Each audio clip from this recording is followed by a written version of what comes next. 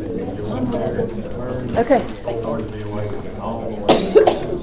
Well, he didn't tell me what.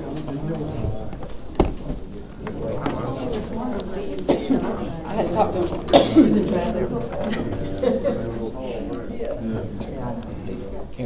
All right, I'm going to call our March 14th. Thank you, Bob. I'll call our March 14th, 2023 York County Council workshop to order. It's good to see so many folks coming out to join us tonight, so that we get through our order of business. We're going to start with our first item, and growth management was one of the main topics that we came out of our retreat as something that our council really wanted to focus on coming out of that. One of the specific initiatives that we identified was to take up and consider adequate public facilities ordinance, which has also been referred to as concurrency study. If we could get a little bit of an understanding for those folks who are new to the council, maybe just a little bit of information from management as to just a general explanation as to what that is. Okay, we can do that.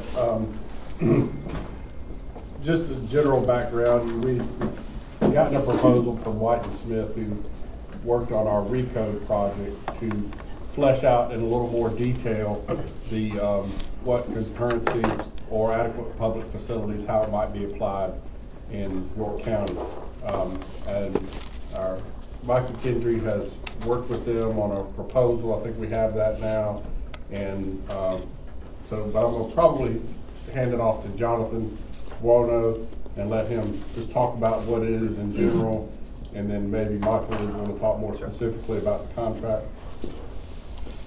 Yeah, so for those in the room that may not be aware, so adequate public facilities and concurrency, they're equivalent terms, they mean the same thing. It's just a specific name for that program in Florida. So it essentially is seeking to ask, to get an answer for a specific question, and that is, will a proposed development be served with adequate public facilities for its generated needs at the concurrent with it being completed? So when it opens up, they're done, do they have all the appropriate public facilities that they're going to generate for that particular project? So in the context that we've talked about in the county thus far, that's been largely around schools, but public facilities could include other things like transportation, utilities, and even water supply if you're in California, Nevada, situations like that.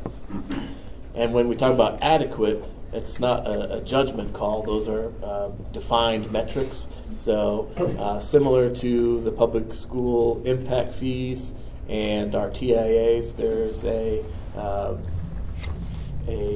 level of service that has to be identified so that when a project comes forward, it can be analyzed on whether they are going to degrade that level of service, or that there's going to be sufficient level of service for that development. So there's a couple of different implications for adequate public facilities ordinance once you've got one in place. The first is, well, if there's adequate level of service for all of the things that all of the different facilities that the ordinance might capture, then that's easy. Then they get their development approval, they're good to go forward. Where it gets very messy very quickly is if there is not adequate public facilities at the time the project would be completed. And there's many different scenarios that they're written up in different parts of the country, but they can include things like just a flat denial. It could be a temporary denial period, 5 years, or up until a certain point where a capital facility that's already been planned gets constructed. You might have phased approval where a project, say it's a subdivision and they have 100 homes, and maybe there's not enough capacity for a particular facility, schools, to do all 100 at once, but maybe they could do 50 now, 50 in a couple of years once a new school is built. So there's that phasing aspect there. And then there's also proportionate share contribution. So that's very similar to the philosophy behind impact fees.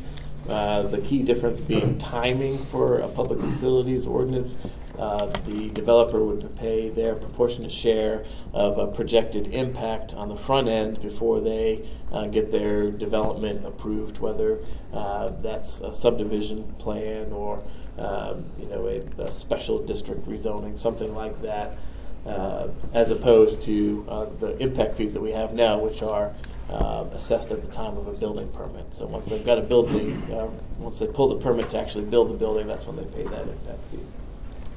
So there's a couple of different ways that these are carried out in the country. There's 2 states that require all of their developments to go through an adequate public facilities review process, and that's Florida and Washington. There are a couple of others. I know of Maryland and New Hampshire. There might be others that expressly allow them in their state statute. So it kind of gives the jurisdictions that might want to adopt them some framework for how it might work. And then the vast majority of states just leave it unaddressed by statute. So they're silent on whether you can or cannot do it. And South Carolina is one of those, as is North Carolina. North Carolina has had a lot of these ordinances brought forth by different jurisdictions. They're almost always challenged, and there's some varying degrees of success. Sometimes the courts have overturned them. Sometimes they've upheld portions of them. So it will take some study and some analysis of how that works in other states and what the legal framework is in South Carolina for how that might be written to be implemented. And they would have to analyze, is there overlap with the existing impact fees? Is that feasible? Would there have to be a credit applied to that impact fee if this were also to be incorporated in York County with an APFO? So all of those are different considerations that would have to go into it. And it's not just a county council government project. It would have to involve any of the facilities, those organizations that might be outside of the county's purview. So in this instance, we're talking about school districts. So that ordinance would rely heavily on the school districts to have input in on that and to provide a level of service that could be applied to the ordinance. I noticed you said only 2 states require it. If so few states are doing it, and South Carolina doesn't require it, how does that fit in York County? This is such a small group of only 2 states only require it. So, and I know outside of just the school and water and sewer, what are some of the other facilities that maybe come into question that are deemed adequate? Yeah, you could do roads, transportation network, and a TIA is very similar. That's looking at intersection delays primarily, but it's the same concept. And for your first question, it's really a tool in the toolbox that some states value more than others, and there are similar concepts that are less utilized throughout the country. It just depends. So a lot of this is relatively new, and states will try to dabble in it, and then other states will either follow suit or abandon it depending on how it's going in other states. So just so I've got a clear understanding on this, if a developer wants to put in, say, a development in a certain part of York County, and there is a requirement to expand a road access in there, or there's a facilities, water and sewer, etc., are not available, are you saying that there's an overlay of an impact fee that would go onto the developer to pay the cost of this? I just want to make sure I'm understanding the concept here. Yeah, and I want to say in broad terms, because all of that is the minutia of how the ordinance would be written and fleshed out based on what's feasible and what isn't.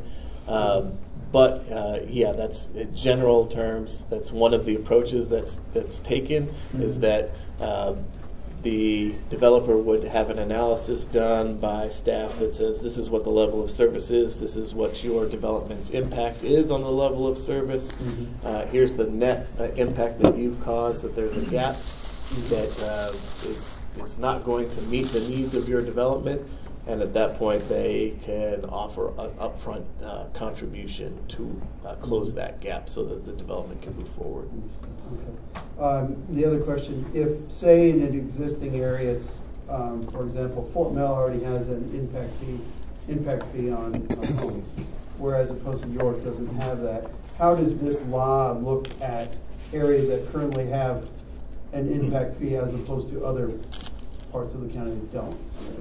Yeah, it's definitely a factor. It would have to be looked at, and it's a lot of calculation, a lot of math goes into it. Mm-hmm. So that's definitely one of the calculation points. Is what fees are you already collecting if you're going to do this also? Right. It's a lot easier if there's nothing on. Right. And do we have a model? You said there's 2 states that do it. But do you have a model that we can stare and compare against? Yeah, sure. I mean, every jurisdiction in Florida has to have one. So there are lots in Florida as examples, but they're all driven by state statute. They're regulatory. They're required by state regulation to have them. So it's going to be a completely different framework in South Carolina, for instance. There might be certain things that don't mesh with the state statute in this state. So this would actually be a roundabout way of really true growth paying for growth. I think the concept behind, and that's true, and the primary driver of an adequate public facility is timing. Is it the appropriate time to have this development go in?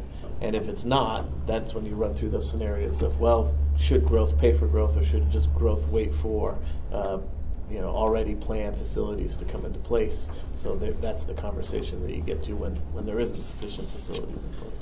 I don't see how that would be a mechanism of growth paying for growth, because the only thing I can think of that may not be that this upfront contribution can go to, and we already require people that if there's any kind of traffic mitigation as far as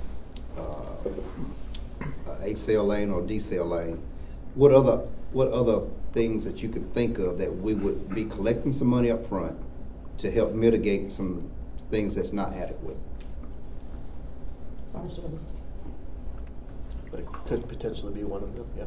So we'll ask a developer or a builder to pay to build a fire station, or to put funding toward maybe whatever their impact is. This is something that I asked the county to look at about 2.5 years ago, and at that time we had Recode was just getting started up, and so it is when a developer comes before the planning commission, the first thing that they have to have, or to the county, but to the planning commission specifically, is they have to have a willingness and capability letter from whoever's going to provide their water. And so the planning commission can approve or deny based on whether they have a willingness and capability from that service provider. So one of the questions was, and I'll just use my district for example. We've got a developer that's coming and they want to do 400 homes.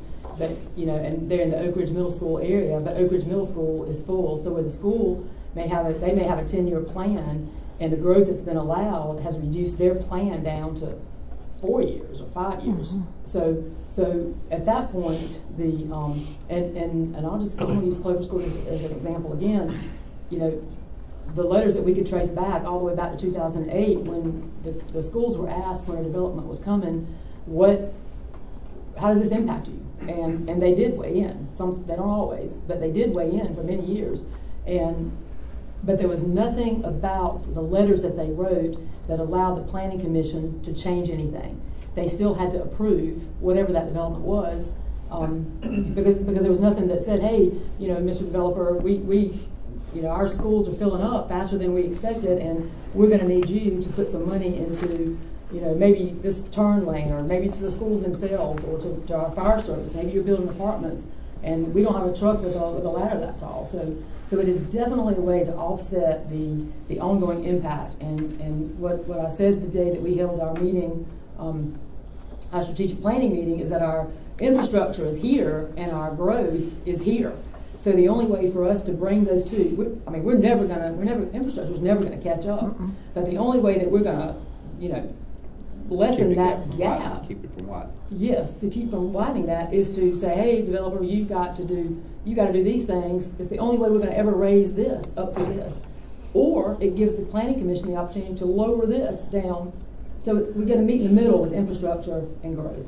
I think it's a very important tool. One of my concerns from the beginning has been, talking with Michael Kendry, was if you have a full impact fee in place, you maybe can't add on an adequate public facilities ordinance. But that you can't apply if there's a full impact fee in place. So, and I have been working with Clover, and the question is, their question is, when are you going to raise the impact fee? And my answer has been from the start, when I know that I've got all the puzzle pieces together, and if this works, maybe some developers, maybe they are putting money toward a fire truck, but maybe the other ones, maybe the majority of them are putting money toward schools. And then we've got a gap there too, and we're able to lessen that gap as well. But we've got to know, and I'm one to do my homework, and haven't been able to do my homework because we were held up because of recode and just trying to get this. And then I can think the most disheartening night was the night that council denied getting a consultant to define this for us and tell us, does this work? And we just don't know until we have all those answers. That's my goal, is to allow the schools, fire department, and it's not so much water, because we mark water off because I think that was for other areas, but they do have to have the adequate, they do have to have the willingness and capability letters for water and sewer, but transportation, the school letters have never counted. They've never been a means for the planning commission to say, hold up, you're going to have to do this in phases, or you're not going to be able to do that many homes, or you're not going to be able to do this at all. And so it's just like John said, it's just another tool in the toolbox, and we've got to see, I think, if it fits the need for the growth that we've experienced, and how if growth management is that's the heading right here, growth management. If we're going to manage it, we've got to know every tool. Does the adequate public facilities ordinance allow there to be more funding to go to the schools, or is that solely, or does it only allow for a credit? Is that only allowed for with the impact fee, or I guess that's what that would only come from an impact fee. This would allow for an offset or a credit for other things. It would allow you to slow the growth. There are a couple different permutations. Like I said, you could have a scenario, and it depends on the structure of the final ordinance. If it comes to that, it could be that the planning commission has a development that comes in, the adequacy analysis comes through and says, well, there's not adequate school capacity to serve your 400 home subdivision now, but we're looking at the school CIP and we see there's going to be another school online in 2 years. So you're approved, but you cannot start construction until 2 years from now. So that could be one of the permutations. Another one is, well, the school doesn't have anything on their CIP that's going to address your capacity, so you need to contribute your proportionate share for a new school to be built, and that should be added to the next CIP for that school district. So there's a couple different ways that it can work. It can slow it. It gives you the justification to say you can't build right now. It doesn't give you the funding to build it. Correct. Okay. Would it be logical that if we just charge, I don't want to call it an impact fee, because I wouldn't want to build 400 homes and I get hit with a fee. Then Allison comes along and builds 150 homes and she doesn't have to pay anything. Why wouldn't it be something more across the board for any development that some funds go, they have to contribute something over that can be used down the road for, whether it's a school, whether it's a fire department, whether it's for whatever else that they were going to be paying. If it was just my 400 or 800 homes and someone else comes along with 150, it may not pay anything. I would much rather see it across the board. Any development over a certain size, we know it's going to impact the schools. It may not be this year, it may not be next year, but when they finish, we know kids are going to go into the schools. It's going to require more fire, it's going to require more police. So why not be across the board some kind of fee, and based on the number of homes that you're building. We can come up with a scale. If you're gonna be within 0 to 100, this is your fee. 100 to 150, this is your fee. 150 to 200. So that way, regardless of if you're building, you're gonna pay something into it because you're gonna impact our services one way or another eventually. Yeah, and that gets to the timing question. So that's how the school impact fees work currently for the school districts. This would be coming to the county, not the right. So school. for the school districts that have the it would be going towards whatever the lacking facility But it is. would In this become- context, we're talking about schools, so it would go to the school district. But we for would that. have those funds with the county, and even if they have an impact fee, will we be able to charge something in Fort Mill or Clover since they already have an impact fee? So that gets into, so my other point on that was for the school impact fees, there's a flat number. So you're building this type of unit, doesn't matter how many homes are in the overall subdivision, it's when you pull your building permit, I pay a flat fee based on the type of housing that I've got. With this, you're talking about withholding a development approval until you hit a level of adequate service for a public utility at the front end of the process. And when you do that and you require a fee, that's an exaction. So the government is telling you, you need to pay me or give me something in order for me to approve your development application. And so there are limitations to what you can do for an exaction. So off-site exactions, the Supreme Court of the United States is asked to have an essential nexus between the impact that property is going to cause on the larger community and what you are asking them to either pay or provide. So, if a project is coming in and they're going to have 1,000 people come in, and we really want this bridge over here to be repaired, but it's 4 miles away, we can't legally take an exaction from them that requires them to fix that bridge if there's no essential nexus between their development and that bridge. Quick question. And that's through a study. You establish that through the study. Right. Mr. Huckabee. So the purpose of this being on the agenda tonight is for us to ask questions about adequate public facilities or concurrency so that we know more about what this is, so we can decide if we want to refer this to the committee, right? Not for any solutions, but more questions about what this is about. Is that correct? Correct.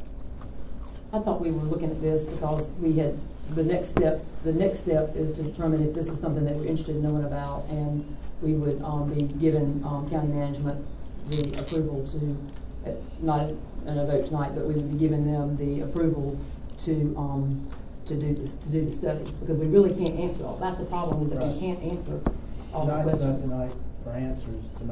Tonight to determine if we want to get answers. Right. Enough We need to get a questions consensus to tonight Right. as to whether or not we're going to explore this. And How much so, is the study? Well, the Yeah, direction, if I could say, the direction from council last time, as Allison said, was there was a contractual amount. I don't remember what it was, but it exceeded management's ability to approve it. And so council did not approve it.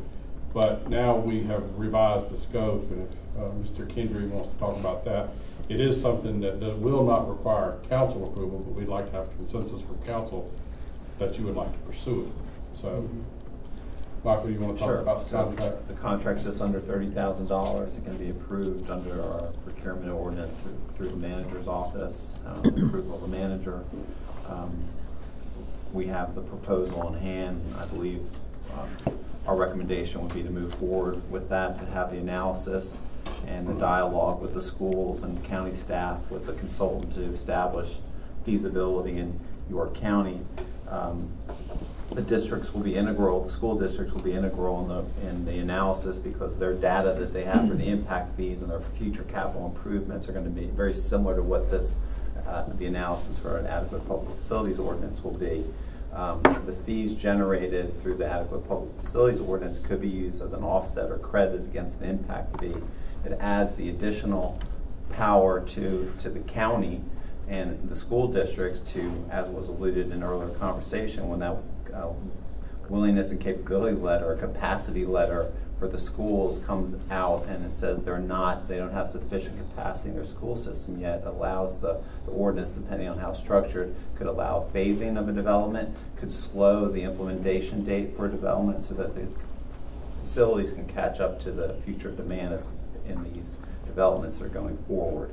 To answer your earlier question, Bump, so long as there's not a prohibition in our general laws or statutes of the state, local jurisdictions can move forward with ordinances such as this, so long as it's in furtherance of the public health, safety, and welfare of the community. And we believe there's sufficient reasoning in the studies to pass that sort of legislation. That is going to be one prong that the consultant will confirm. Believe that's a sense. There is no prohibition by statute in the general law that allows for local jurisdictions to pass regulations and ordinances in furtherance of those necessities that it concludes is important for its county. So we have the proposal in hand. I think is to get the study initiated. I don't believe the consultant can actually start until about a month from now if we send it in tomorrow. But that will give council the preliminary answers and the variables to consider a formal ordinance at a future date. Is there any particular, since only 2 states require this, my mindset is going, we'll be the only county in South Carolina that's going to require this. We'll be the first. When you say first, I said only. I'll just, yeah, so we'll be the first, okay. So, quick question on this. So, if we were to adopt an ordinance such as this, would it only pertain to the incorporated areas of the county, or would it also incorporate the municipality areas?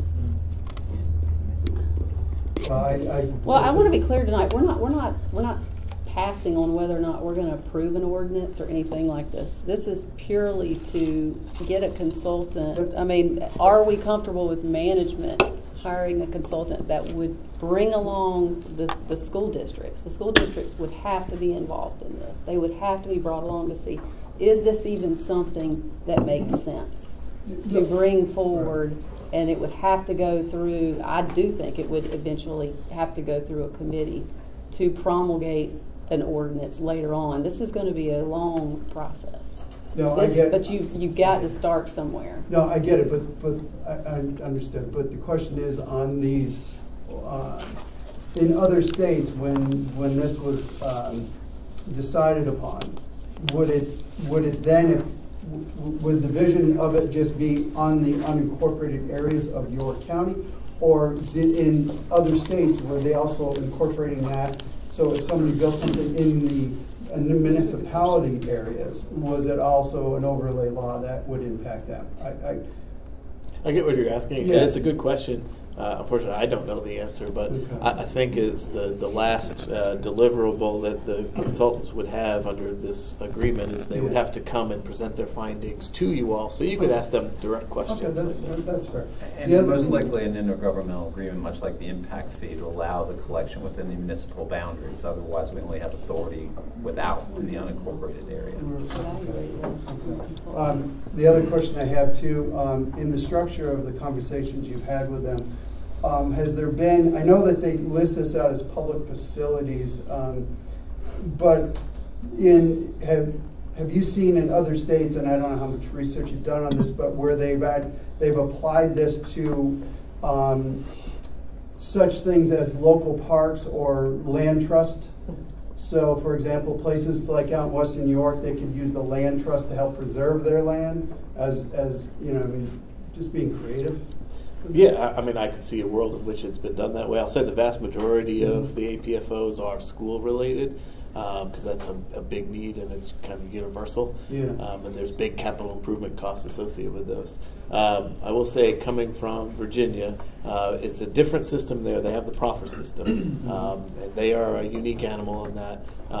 And for the parks there, they did establish a level of service. They said for every however many thousands of people, we need this many acres of parks for those residents to go to.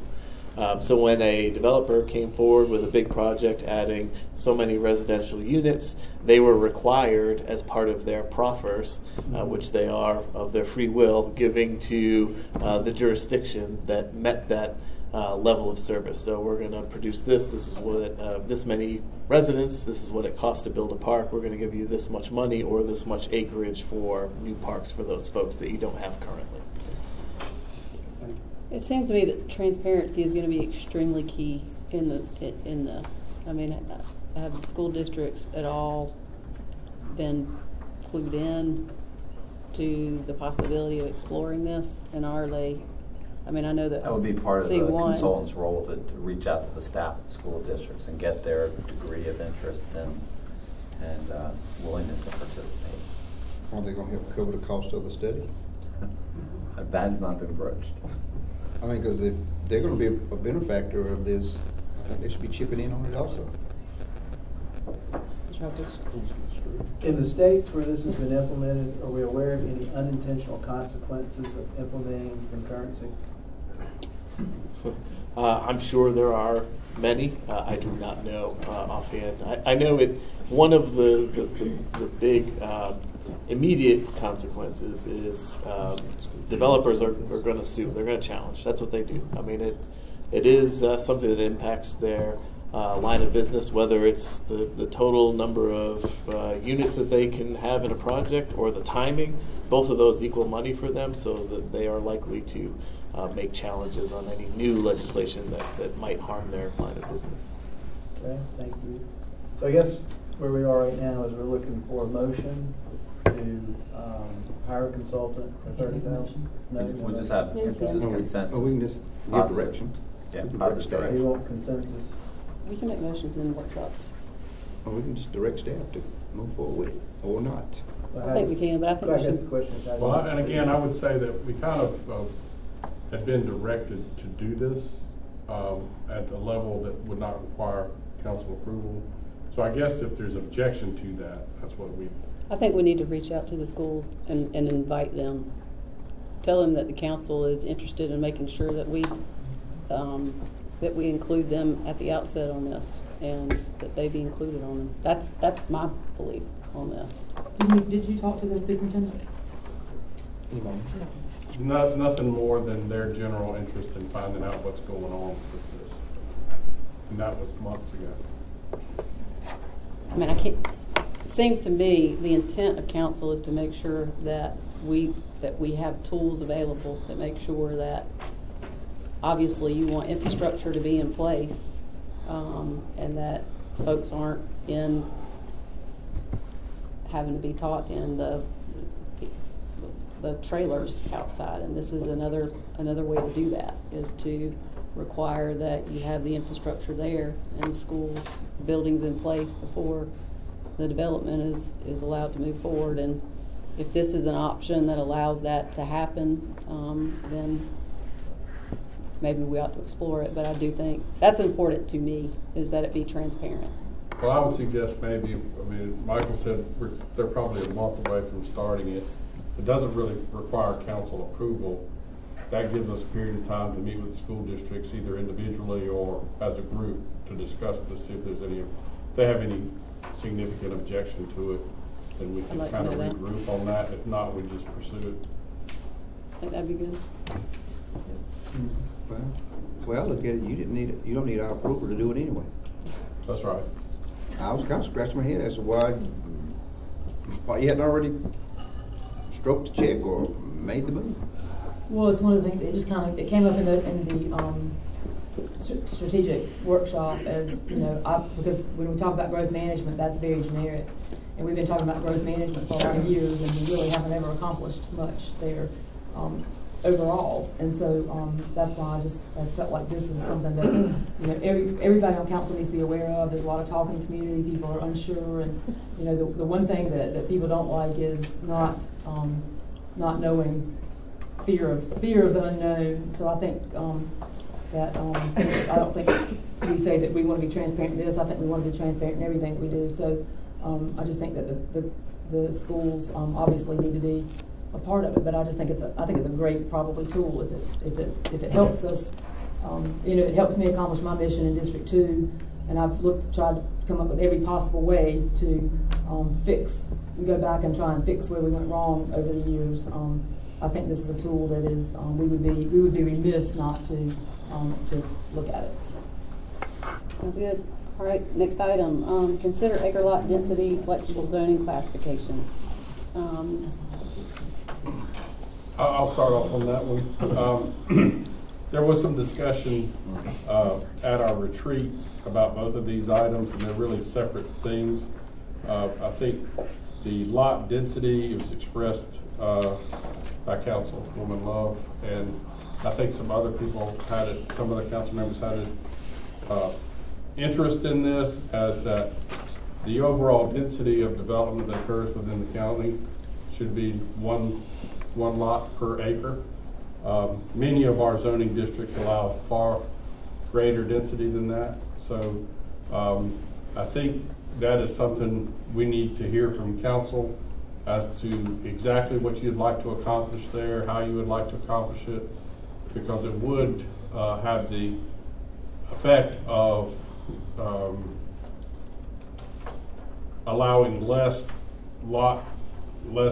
home development on properties that's currently zoned to allow maybe 4 to 6 units per acre. So I don't know, I'd like to hear more from council on how you would like to achieve that overall density, whether that's through cluster type developments, or, you know, if we have a RUD zoning district that allows 1 acre, 1 lot per acre, we could just rezone everybody's property to RUD and that would accomplish that. However, that's minimum lot size, which is different than density. So, but you could achieve it that way. However, council's been very reluctant or completely reluctant to rezone other people's property that they don't request that. So it'd be difficult to just rezone something that's RSF 40 to RUD 1. So I think we need to know exactly what you would like to accomplish, and then we could possibly propose some things about how to accomplish that. Jonathan's done some research, and based on the developments we've approved over the last few years, and maybe I'll let him talk more specifically about that, the average density that we are developing at in the last few years is really 2 acres per lot, or 1 lot per 2 acres, I should say. So that exceeds what you're proposing, and that's just because the development has been on large lots for the most part. But Jonathan, do you want to expand on that? Yeah, I could show you a couple different charts, and I just pulled this together the last day or two, so I don't have copies for all of you. I can put together a memo if you'd like, but our single-family development permits have fallen off in the last couple of years. Some of that is probably due to the pandemic, and more recently interest rate. So you can kind of see how that's peaked here in about 2017, 2018, and now it's coming down.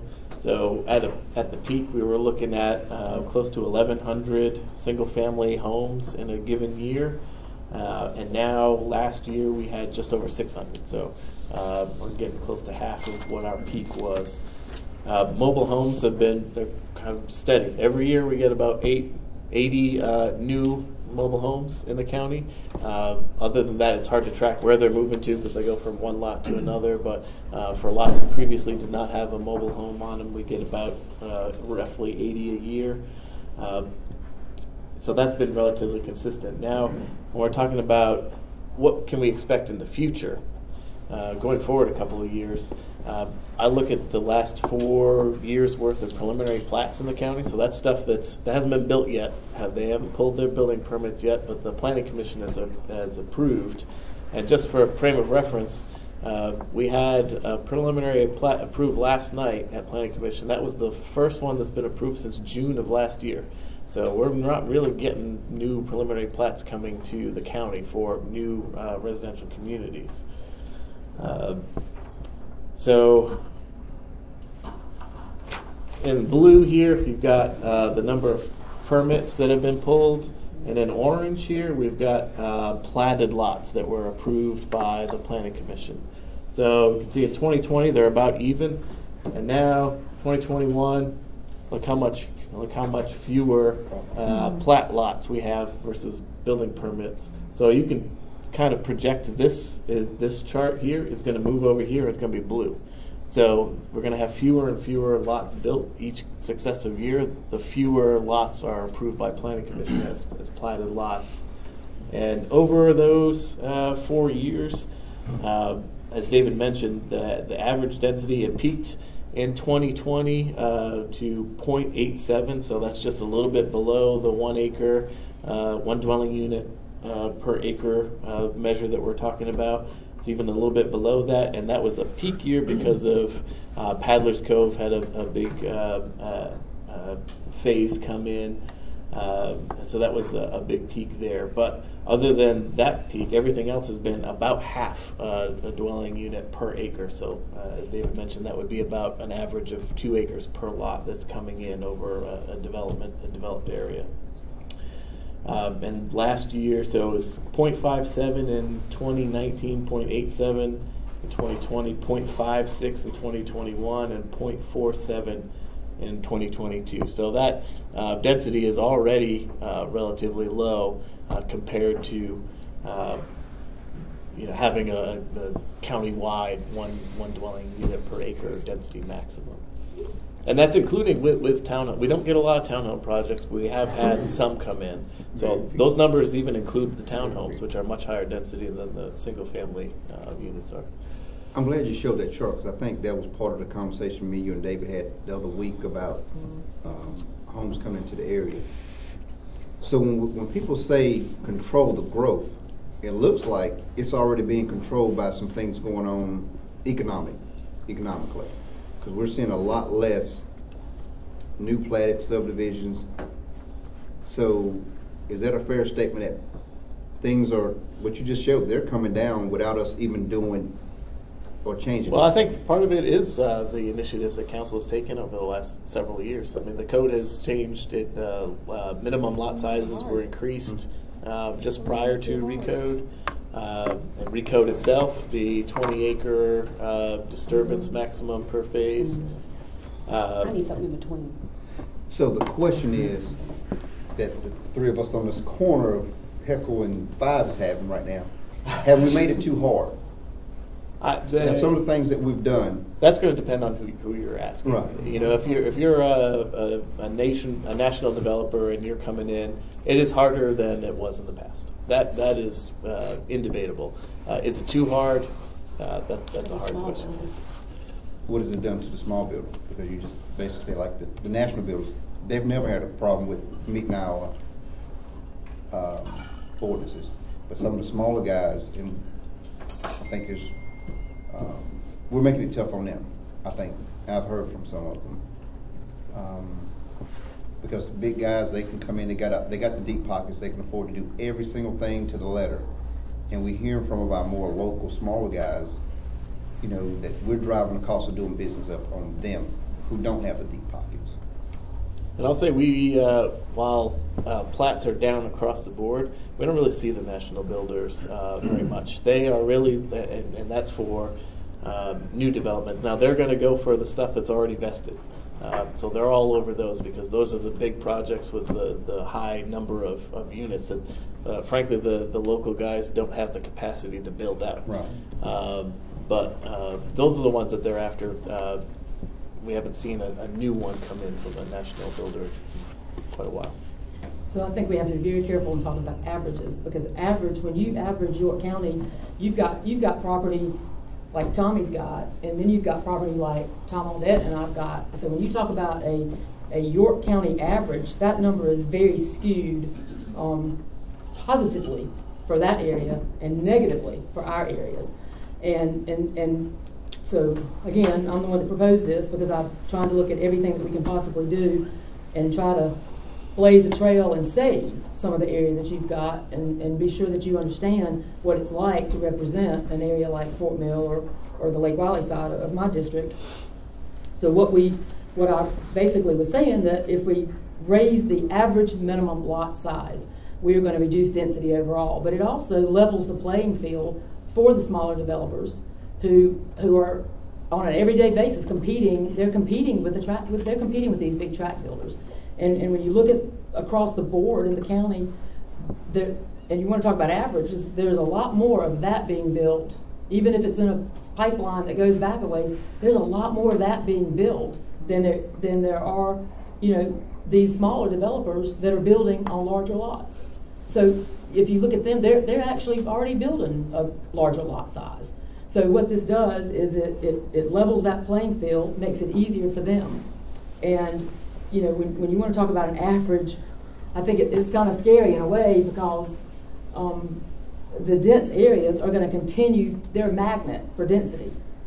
And so we're going to still attract more high density growth.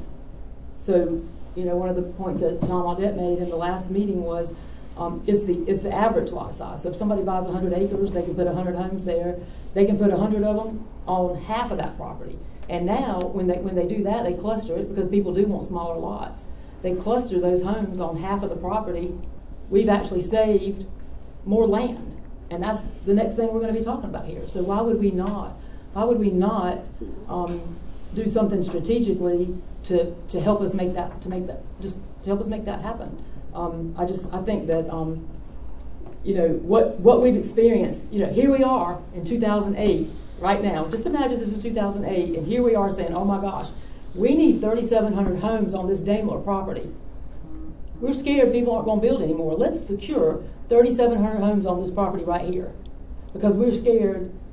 And here we are now talking about, you know, high interest rates. We're going into that phase again. And if we don't do what should have been done 15 years ago across the board in York County, y'all all going to be facing what we already face every day.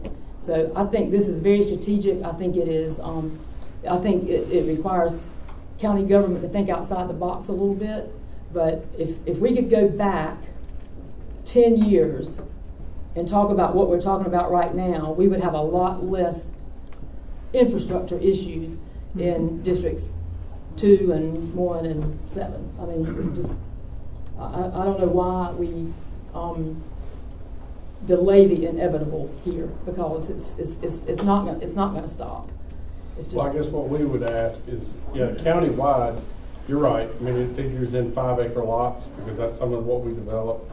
There's an average, but we're trying to understand what it is you would like to propose. So like in, say, the Lake Wiley overlay, are you talking about countywide? Are you talking about per development, like any development that would come in, even if they're zoned to do 4 lots per acre, you want that particular development to be held to 1 lot per acre? I mean, that's what we're trying to understand. Well, you can't do that.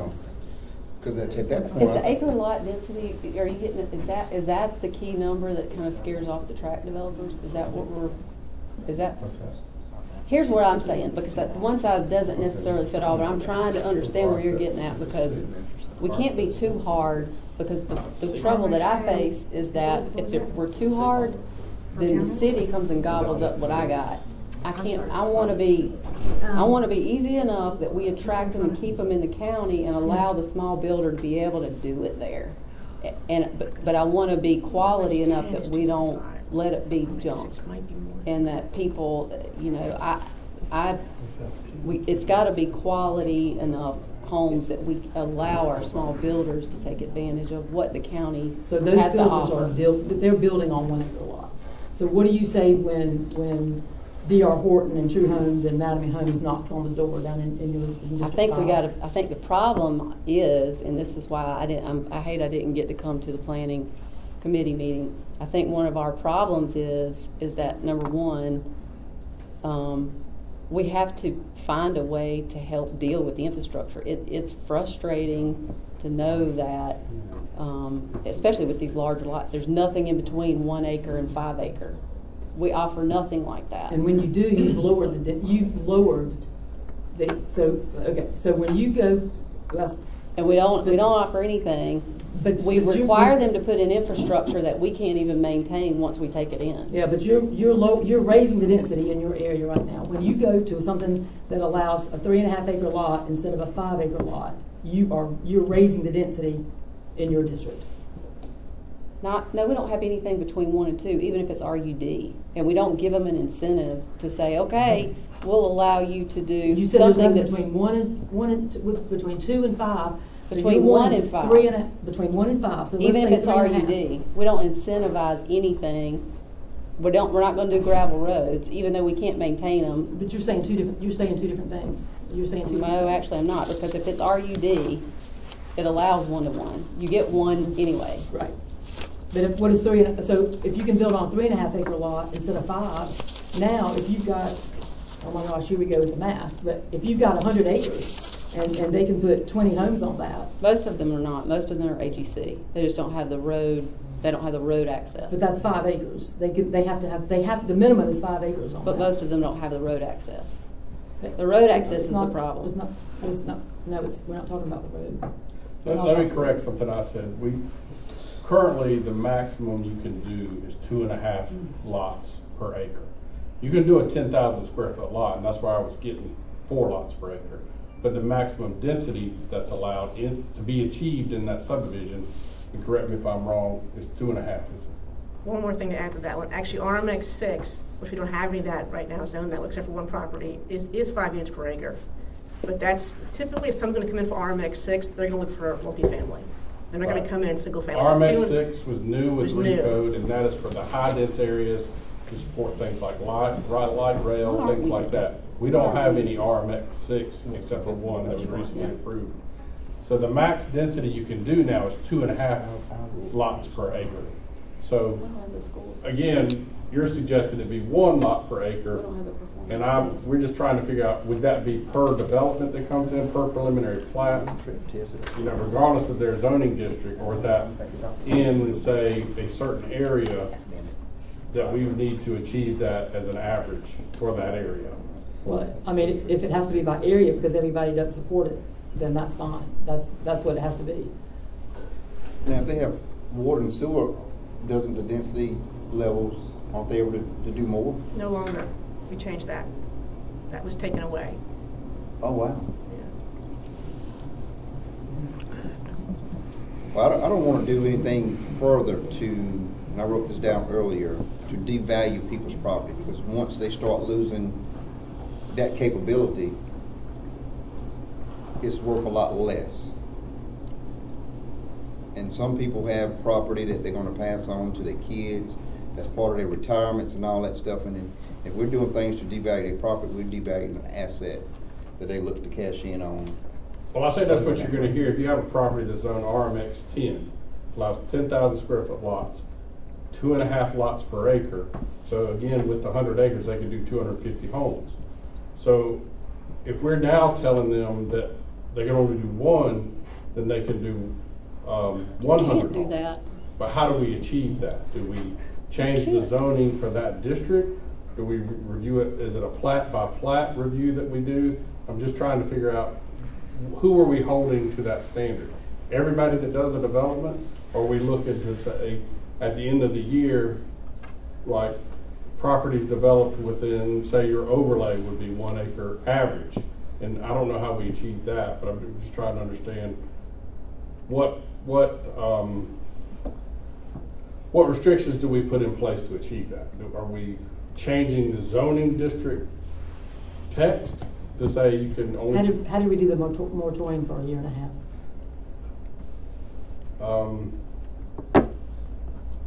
Well, We were working on another Based on the piece. small area plan. There was I don't know a that's- plan that we were working on. That's really No, I'm complicated. just curious how did we accomplish that? We Yeah, so had to the- work on another plan. We told them that we were working on, what was it? Right. Small Put area it in plan. and work while Small we area work. plan. Right, when you establish a moratorium, you can't take away somebody's property rights forever. They're entitled to their property rights, but you can, for a limited period of time, take away their development rights as long as there's justification for it and there's some horizon on it where their property rights will be restored. So the moratorium for the Lake Wiley area was based on, we were just starting that small area plan to analyze the area and come forward with any recommendations and code changes. And some code changes did come out of that study, and once those code changes were implemented, that's when that moratorium was sunsetted. So I got a quick question. So RUD right now, RUD, are they able to, in all RUD property, do either 1 acre per home or do cluster development? Yes, they can do either one. Either one. Okay. How do we get to and I've heard the number that say if you have 100 acres, you can put 100 homes on 1 acre lots, but with taking out the roads, our tree save, and some of the other things we require, we're asking for those more homes per acre at that point. How are we? Well, yeah, so when you have, and I forget what the density calculation is when you're pre-development, I think it includes the entire property, doesn't it? Or do we net out the? Net out the right of way. We net out the right of way. That's it. Yeah, so you net out the right of way, so that is included in the calculation. So they can never exceed the 1 dwelling unit per acre density maximum when they're doing the project, and that's when you net out those roads as well. So it's not going to be above; it'll be below. So you still, you know, the saying that you can get 100 homes on 100 acres, that's not true. Correct. But that was kind of just thrown out, that you can put 100 homes on 100 acres. But once you factor out the roads, the tree saves, and other things, you're not going to get 100. That's correct. So if you're going to do a traditional development and you're going to have the 20% open space in RUD, you're never going to be able to achieve. I was just doing simple math. That was just simple math. Right. But where you could achieve the 1 dwelling unit per acre is if you did the cluster subdivision where you decided I'm going to not develop half of the land, half of the acreage. I'm going to put half of it, 50% in open space, and there I can get the trade-off of smaller lots. And now I can physically fit those 100 on that 100 acres. I tell you, it seems to me though, if you've got 1 improvement per acre, you have changed the demographics of an area that accepted that kind of zoning. So you eliminated a certain demographic of citizens in our county that can live in that area.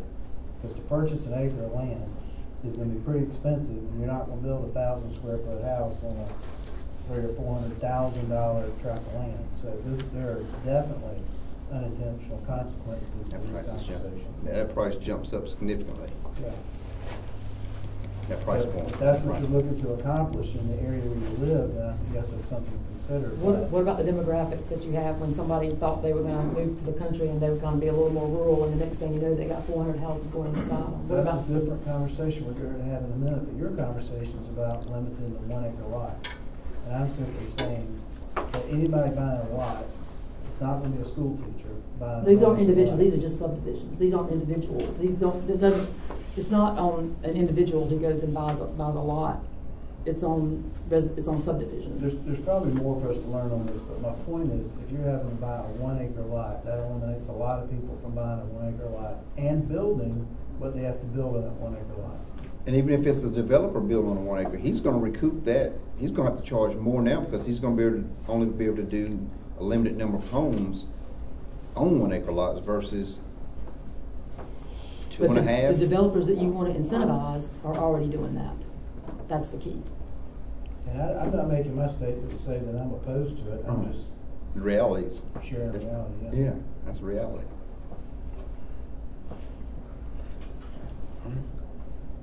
Next up. One of the things that I think that we've run into on the flexible piece is that we've had several things that come up before us where it seems like we don't have the ability, where we have the community saying, we agree on this, we want to do this, and yet we can't seem to make it happen. I have several examples of, to be a county, it seems like we have a lot of high density zoning classifications, but we're rural. Most of the land that we actually have control over is rural, and we have a 1 acre lot designation and we have a 5 acre lot designation, and we don't have anything in between. We don't use our PUD like the city of Rock Hill uses their PUD, because they'll go in and they'll allow themselves to, if someone, to restrict it solely to housing. We require commercial, which may technically be the way folks interpret it, but like, if we want to say, for instance, if the community and the surrounding residents are comfortable with 1.5 acres, because that's what the lots around them are, staff says we can't do that because we only have a 1 acre lot zoning classification. How do we create some sort of flexibility that allows us to accomplish those things? Yeah, there's a lot to tackle in there, and I think the first one is talking about density. So I agree, we are a rural county, kind of a rural suburban stretch across the county. And our zoning classifications, as David said, we have a brand new one, RMX 6. The desire on council was to limit townhomes and apartments to exclusively one district, and so that's the purpose of that new district. And there's only one in existence today, and that was a recent rezoning. But other than that one, the highest density we have in the county is 2.5, and that is not high density. That is very low density. And the vast majority of projects that are built in the county are well below that. But having said that, I do agree that there is a big gap between a 5-acre minimum for AGC and a 1-acre minimum for RUD. That's a big gap, percentage-wise, and just as a flat rate. So I do think it would be appropriate to add a new district, and I would coin it something like rural estate, because that's essentially what it's looking at, is having a property in a rural part of the county that is a large lot, an estate lot. And we do have some developers that's their preferred style of development. They're not quite 1 acre, not quite 5, but they stay in AGC and they do a little bit, they go in RUD, but they go a little bit higher than the 1 acre lots. So it would be appropriate to do that. Now, you could do that in a couple of different ways. You might just create it as a brand new district, or you could modify the existing AGC 1, which really doesn't have that much distinction from AGC anyway, and you might change that one to be this rural estate district. So there's a couple options. Allows for more houses, right? It allows for more, which is what I'm trying to tell you. It allows for more. Well, it allows for more than 1, but less than 5. Right. So you're taking your 5 and you're bringing it down to allow for more. But it's in between. I mean, what I'm really looking for flexibility here for like crafting something that allows you to have. I have a guy, you know the guy, who wants to come in and he has 200 acres and he wants to do 10-acre lots, and he doesn't want to have commercial in it. That's something I think we ought to try to figure out how to do. Now, y'all didn't want to do gravel roads. I don't understand why we wouldn't do that for that size lots. To me, that's something that we would attract for the kind of houses he's doing.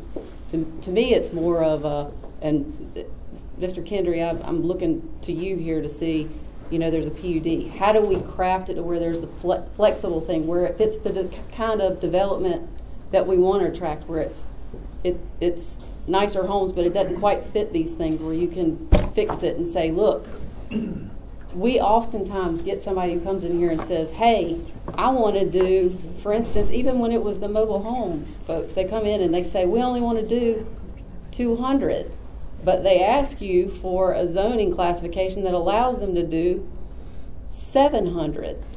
But we're told when they do that zoning that staff says, well, when you zone it to 700, even though they present it to people as 200, that they get 700. So if they change their mind a year from now, it's 700. But what they're telling people is 200. I'm trying to find a mechanism, a zoning classification that says, well, I mean, I'm wanting something that gives us the flexibility to make people stick to what they say they're going to do.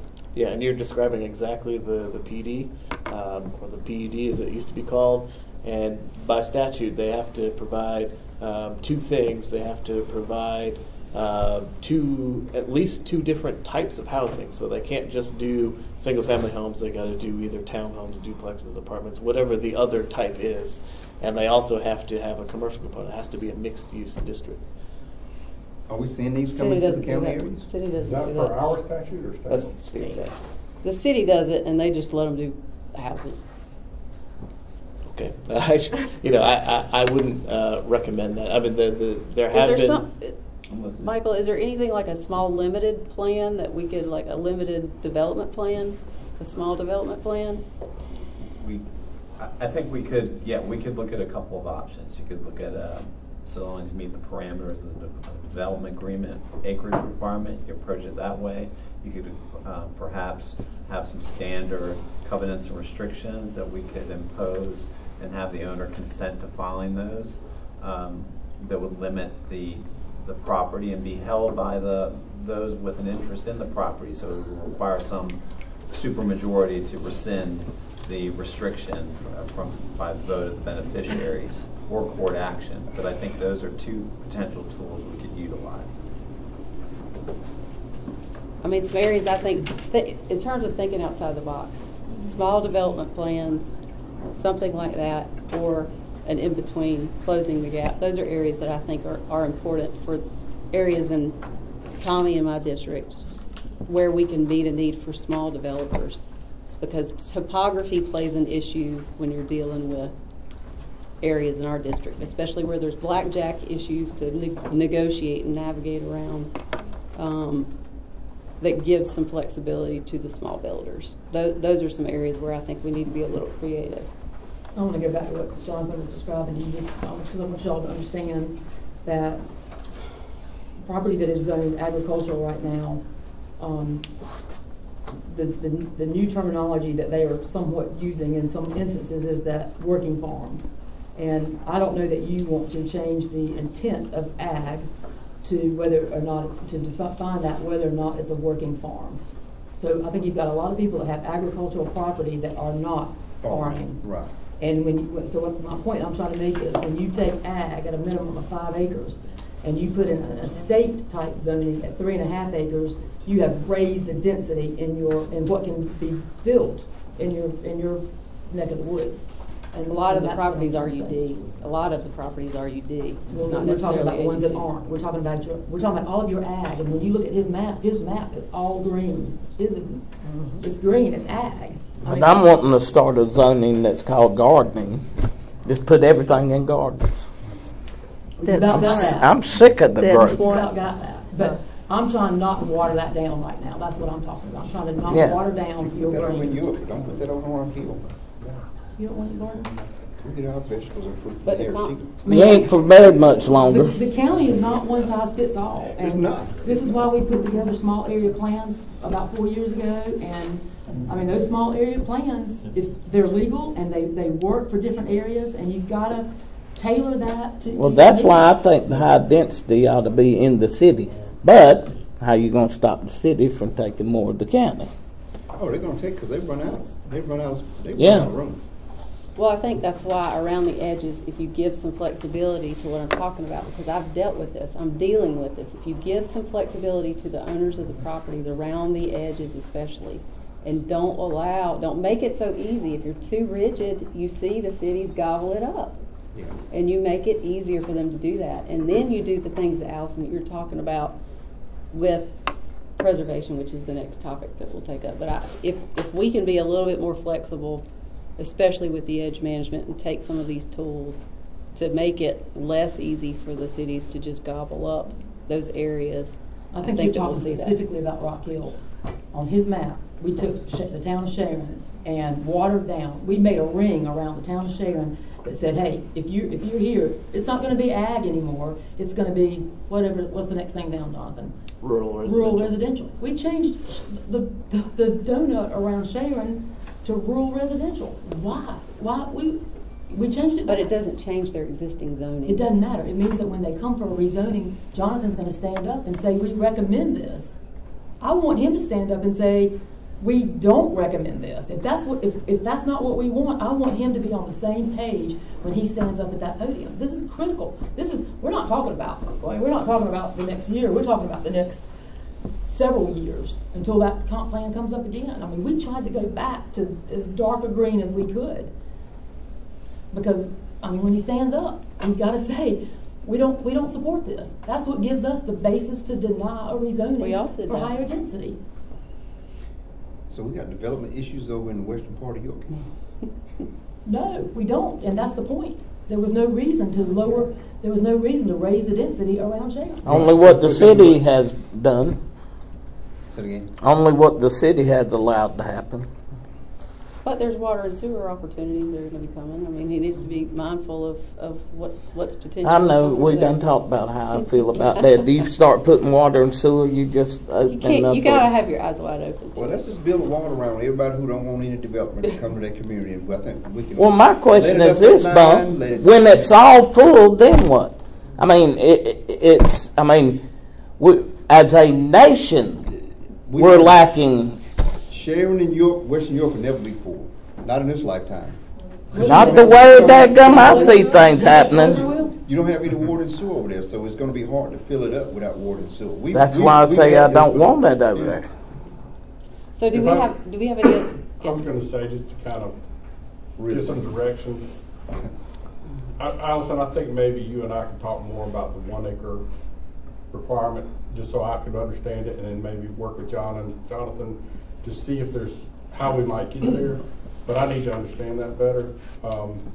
And I think if, based on what I'm hearing on the other discussion, is twofold, is does there need to be a district somewhere that would allow something between 1 acre per lot and 5 acres per lot? And we could do that by creating a new district, so we could look at what that might look like.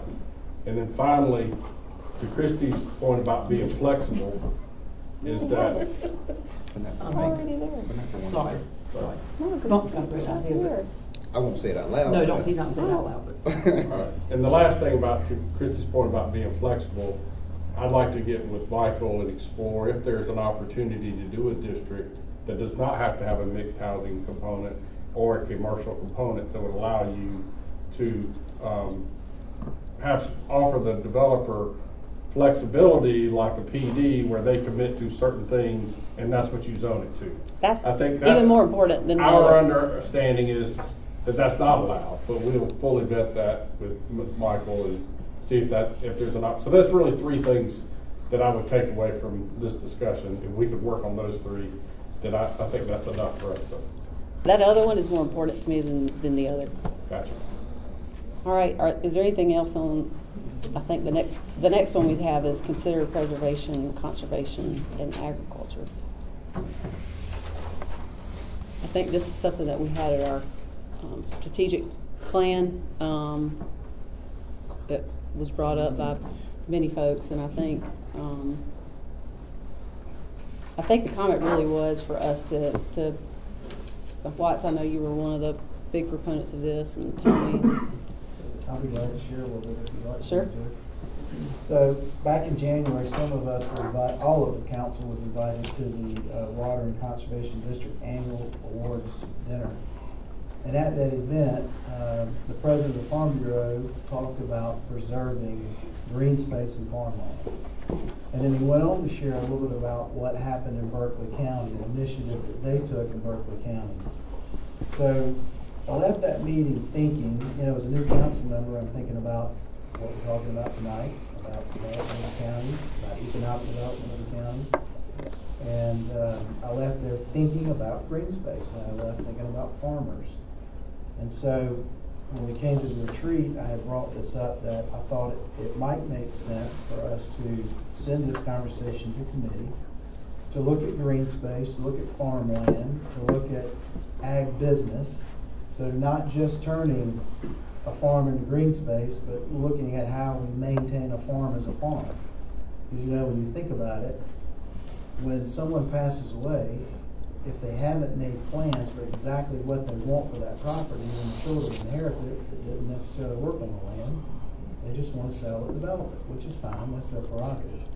But maybe there's some initiatives that we ought to consider that may limit some of that green space that is farmland, turn it into something other than farmland. So, I wouldn't mind having council refer to our committee a conversation about preserving green space, farmland to benefit ag business, ag education, and then agriculture in York County. So, the culture of agriculture becomes important in York County. how do you fund that? But how do you fund that? Well, we're not at a stage of funding anything. We're at a stage of defining what we might be able to do. So, We're not gonna, go ahead. no,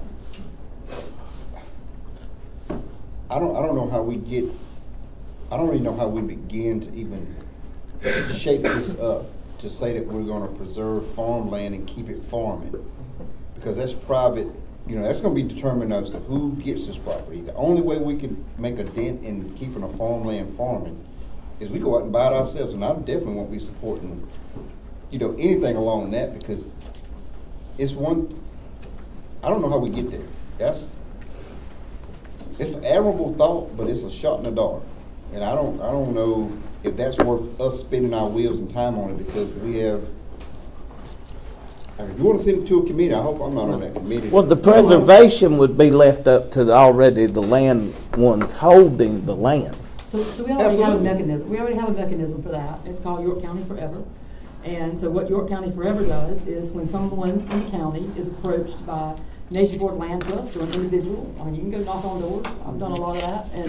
And so what happens is that person learns and understands that they can put their property in a conservation easement, and York County Forever, which is funded by County Council, makes it easy for them to do that because our taxpayers pay for that. And if we want to do more of that, I think that's great. If that's what we want to do, we just give a little more funding to York County Forever, and then when Nation Board Land Trust comes knocking on the door of York County and says, "Hey, will you give us the $19,000 that we need for our to monitor this property?"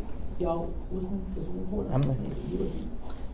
So that we're going to monitor this in perpetuity for you, and we're going to cover all these costs.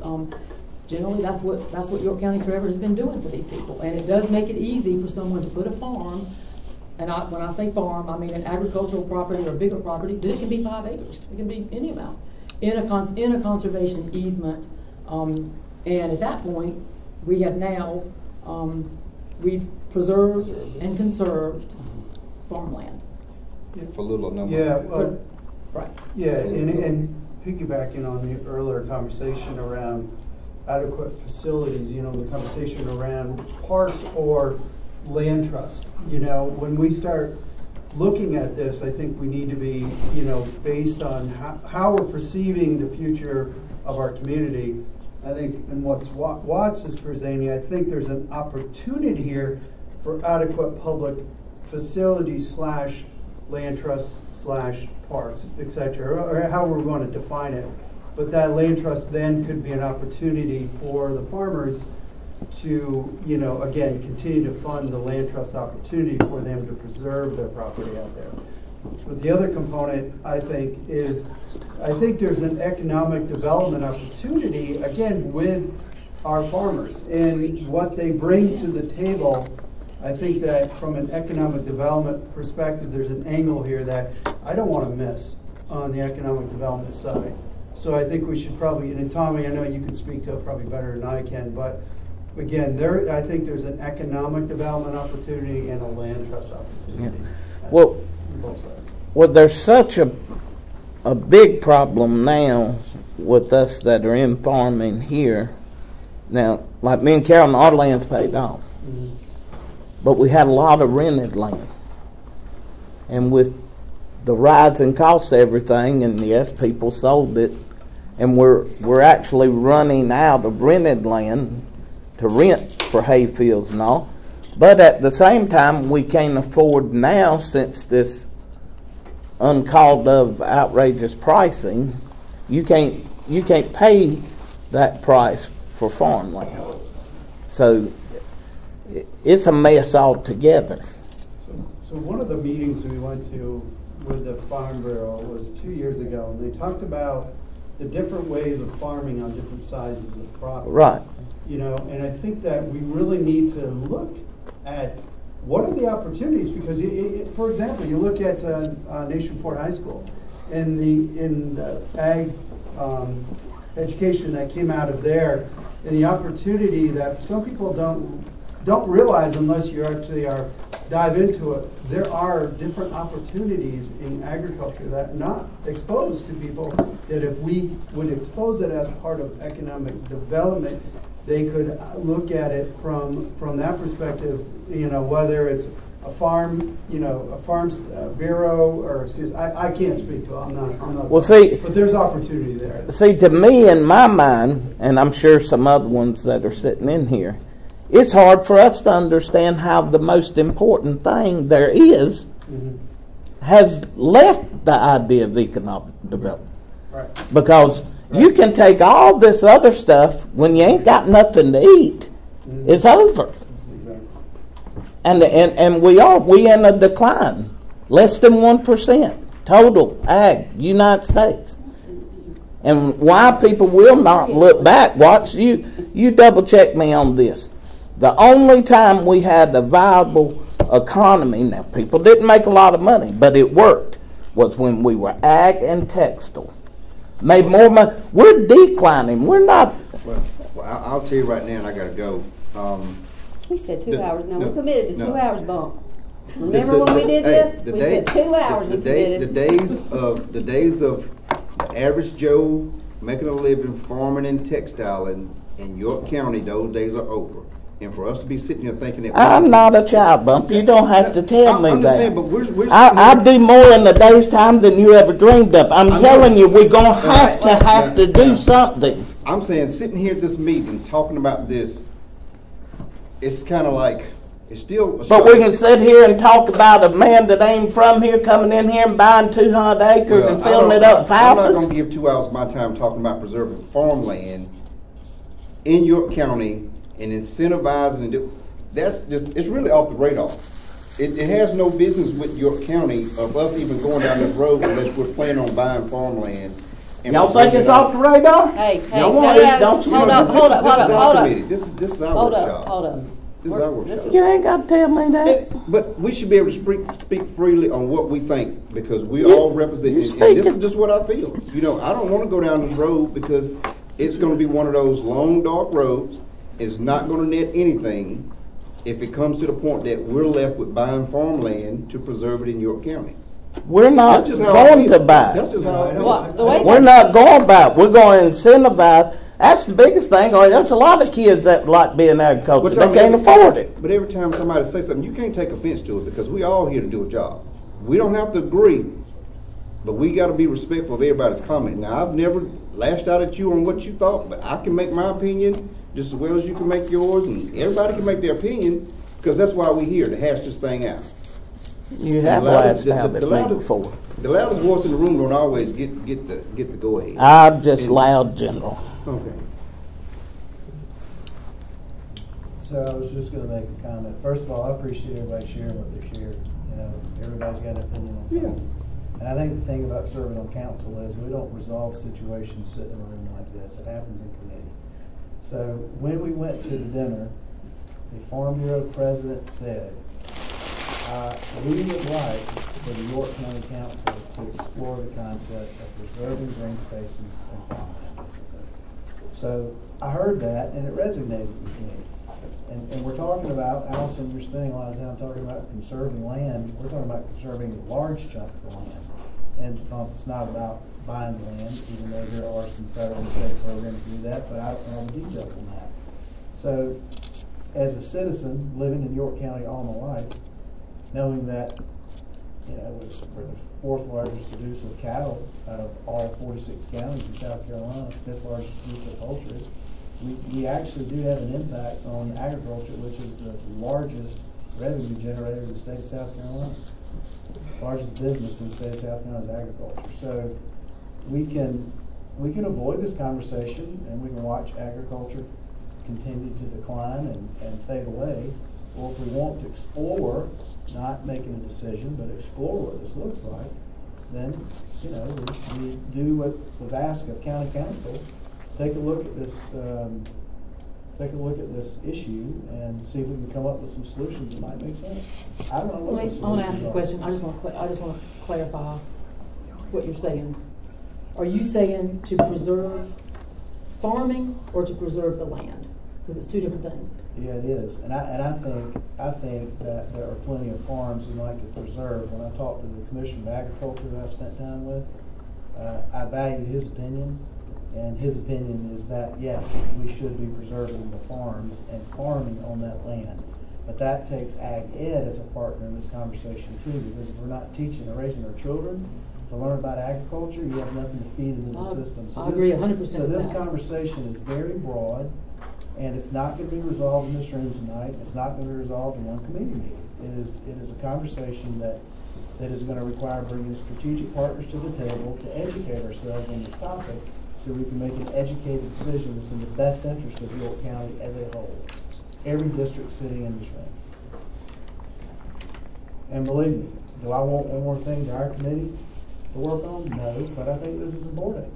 Yeah, I agree. Like all of you that are spending 60+ hours a month on behalf of the county, I'm going to spend a few more hours. About a week. That's good. That's awesome. So the point is, we're spending a lot of time on behalf of the taxpayers. I think this is a topic for us to consider discussion on. But that's just one opinion said. Well, I think it was a step in the right direction for Tommy to look at his district and turn that thing green, dark green. I think that's a step in the right direction. And, you know, then, but to get the kids involved or interested in maintaining their parents' or grandparents' farm, it's a hard thing because they got the almighty dollar. Well, not only that, the ones who don't choose for the ones who are farming, it gives us availability for land to rent, to use. Yeah. You know, some of my hay fields are 10 or 15 miles away from the actual farm. Yeah. And I hear that, but that's not on this count. That's not what this council. That's not this responsibility. That's not responsibility of council. I'm not saying it is. We're talking about preservation, getting others who own big parcels of land. I'd sure rather see it in that than I would more houses. So I agree with Waz, so we need to bring this to committee. We can then look at how we want to strategically look at each of these items. And I think it's really land preservation, it's economic development, and it's education. I think there's a lot of components of this. We can parse them out and then line it up to make sense as we move forward with some type of strategic plan around this request. I support it as well. I mean, I don't know if there are folks on the committee who, your committee, who don't support it, don't want to be involved in it, then perhaps an ad hoc committee would be more appropriate, and I can forward us to that. But I think in Ag Ed is extremely important. It doesn't cost us anything to just investigate it, to look at this. I mean, the incentives that have been given for some things that have been done on this council to date have proven to be less than productive, and I think this is an area where, at least looking throughout the state, looking at what other states have done, just to see what's out there. Can we improve on what we're doing? Are there ways to improve that? I mean, I think all of us on this council that were mindful of the taxpayer dollars, so I don't think this is going to get away from us, and I don't think we're going to do anything that's going to compromise that. At the end of the day, we're beholden to the taxpayers too. So I mean, anything that we do, this is how do we answer the call? Because there have been folks that have come to our council meetings as well that have said, look, we want you to look into this. We want you to pay attention to this, and we want you to be looking at it. It's another tool in growth management as well. So I think that's why it's under that heading. So I think that might be a better vehicle is for us to do an ad hoc, just to look at it and bring forth, kind of some ideas for council to consider, and it certainly doesn't hurt anything. It doesn't cost us anything to do that. So I think we'll look at that. Madam Chair, didn't we have an ad hoc committee that recommended that we do the agritourism center, and we never followed through on that? I don't think that there ever was a recommendation that council that was brought forward. Yeah, there was. Yeah, it was. I chaired the committee. Yeah. It was. But now I'm talking about something totally different than just ag tourism. I'm talking about interest back to actual. Just to clarify what Bump just asked, so I'll clarify that because I was co-chairing the committee. So the committee was appointed by a prior council and a prior chair. So when the new chair took over, that that council needed to reappoint the committee to allow us to present our 3 years' worth of work, which was never presented. Wasn't Tommy Pope on that committee?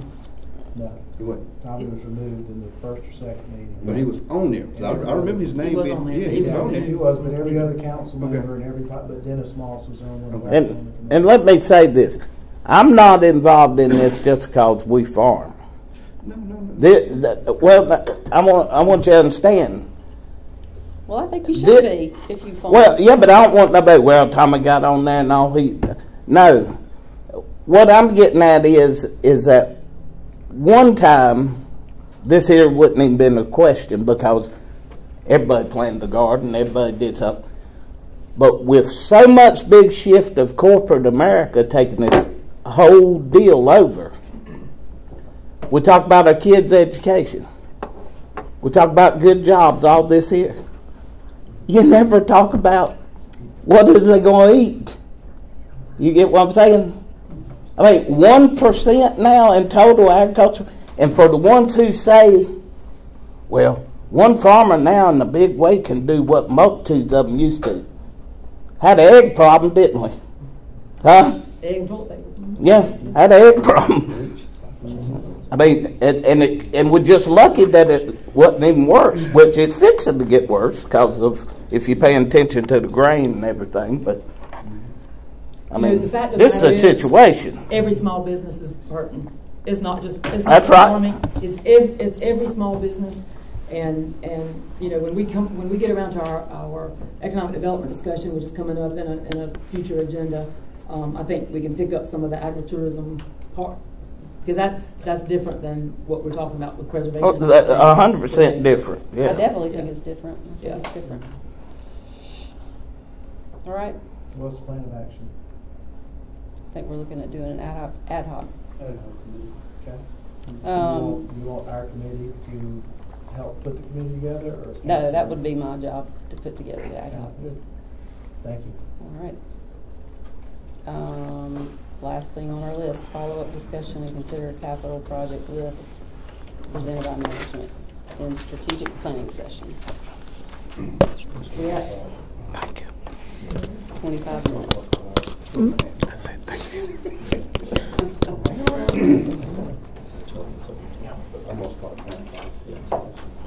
So, during the retreat, we also discussed, we hit on some capital projects.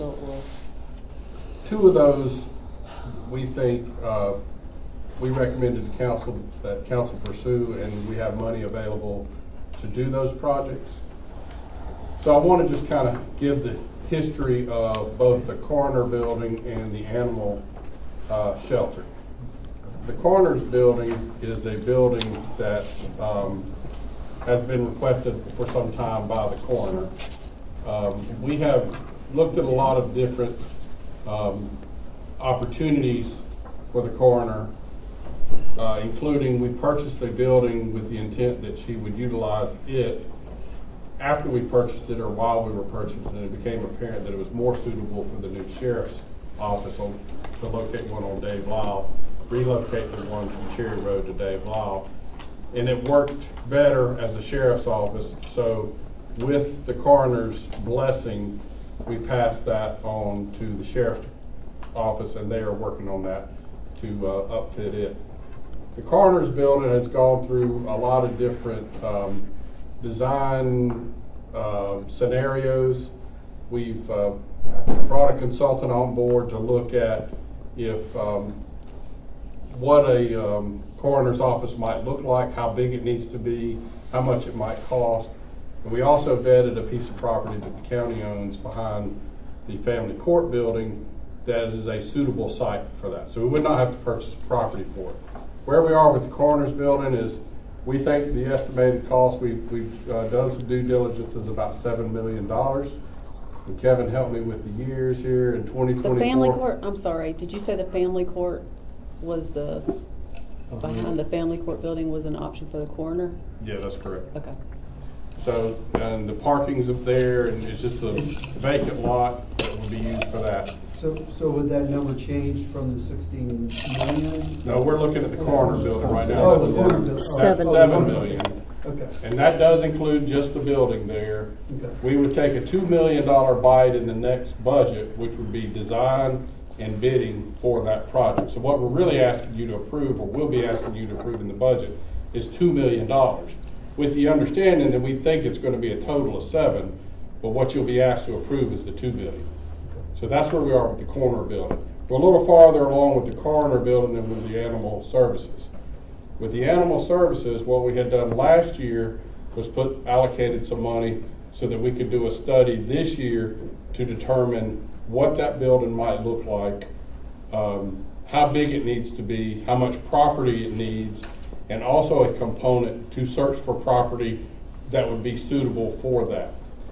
You will see that probably at the first meeting in April, a contract, an RFQ, I think is correct, that will go out to do just that. That was budgeted in this year's budget to do that. We really need that before we can fine tune the $16 million. Because right now we don't know exactly how big it needs to be. We don't know exactly where it would be located, and we don't know how much property we need. So all those factors are going to maybe reduce that $16 million or could conceivably increase that $16 million. We've got some money in this year's budget to do that study. We've asked for a $2 million bite in 2024 so that we could pursue purchase of land or preliminary design of the structure. And at any point during the process, if it comes back and it actually is $16 million and you think that's a number you can't live with, then we could ask them to redesign or reduce the scope or bring it down to a number that you would be happy with. But the reason we put $16 million in there, we think that's the cost of a building based on what we know now. That's what it would cost based on what we would recommend to you, the type facility, and what we think you might want as the type of facility. As this project evolves, we'll certainly get your feedback on maybe you don't want the type of things we've put into this facility. Maybe it's going to be something less. I don't know that anything we do would get a serviceable animal control building that's going to be in the $5 million range or maybe even the $10 million. I don't know that that's even feasible, but we could certainly explore that. Certainly if we want to remain a no-kill shelter, that goes into the equation. So again, we're not as far along there, but what we'll be asking you to do is take a $2 million allocation into 2024 so we can get those answers for you, both for the coroner building and the animal control. Kevin, anything to add to that? No. Other than we have those funds available right now. I think if you look at the top portion of that, everything down to the $8.2 million, we have those funds right now in our 1420 account. So all of those things are financially doable. So we talked about, I think in the last time they were around, looking at property outside, more outside of our, like Fort Mill, for example, where it'd be more expensive. Let's push it out a little bit more. Yeah, we probably should have couched that is, we don't think it needs to be on our site in York, because that is not centrally located to where we would have adoptions or where the population center is. Mm-hmm. We did say Fort Mill, and we did talk about that at last year's retreat. What we meant was somewhere in the northern part of the county. It could certainly be Rock Hill, but that's what we would like this consultant to come on and do, to tell us how much we need, what available property might be suitable. Because, I remember years ago, I think Charlotte built their animal control facility in the flight path of the airport, and that was not conducive to putting animals in it. So there are considerations for the site. So we'd have somebody that would help us locate that facility. And again, it's an incremental thing. That'd be the $2 million allocation we would have in next year's budget to do that due diligence. Well, it looks like to me that you would want the coroner, if anywhere, where the animal shelter is. Well, the coroner would like to be close to the hospital, somewhere close, reasonably close to the hospital. There's a morgue there now, and there, a lot of their interaction is the hospital and the funeral homes and everything in Rock Hill. So I think it's more about where the population center is and the people that she interacts with. Well, it just seemed like being there beside the Moss Justice and the Sheriff's Department. Because I know when I took a tour in there.